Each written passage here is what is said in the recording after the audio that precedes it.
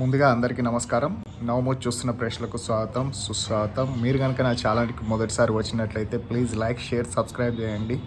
ఈరోజు రిలీజ్ అయినటువంటి మూవీ కాంతా మూవీలో దుల్కర్ సల్మాన్, రానా దగ్గుబాటి, సముద్రకని, భాగ్యశ్రీ భోస్లే నటించడం జరిగింది. అయితే ఈ మూవీ ఎలా ఉంది మనం దాని గురించి తెలుసుకుందాం.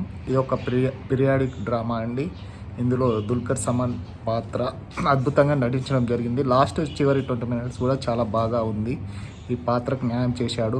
ఇందులో హీరోయిన్ భాగ్యశ్రీ భోస్లే కూడా తన పాత్రకు ఇచ్చిన దానికి కథానాయకగా మంచిగా నటించడం జరిగింది. ఇందులో ఇన్వెస్టిగేషన్ ఆఫీసర్గా రానా కూడా చాలా బాగానే చేశాడు సెకండ్ హాఫ్లో.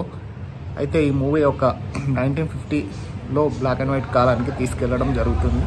ఒక క్యారెక్టర్ దాన్ని పాత్రను చేసే వాళ్ళు ఎలా అనుభూతికి లోనవుతారు, ఒక దర్శకుడికి ఒక యాక్టర్కి మధ్య ఉన్న అహం వల్ల ఈ మూవీ నడవడం జరుగుతుంది.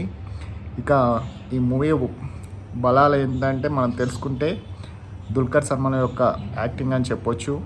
అదేవిధంగా దర్శకుడు ఎంచుకున్న కథ ఇది కొందరికి మాత్రమే నచ్చుతుందని అనుకుందాము. ఇది కొందరికి నచ్చవచ్చు, నచ్చకపోవచ్చు.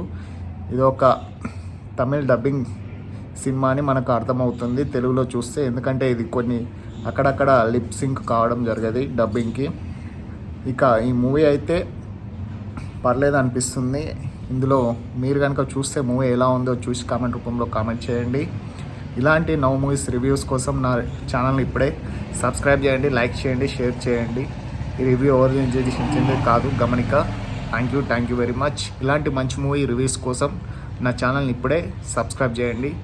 Thank you very much. Me support ఇలానే ఉండాలని కోరుకుంటున్నాను.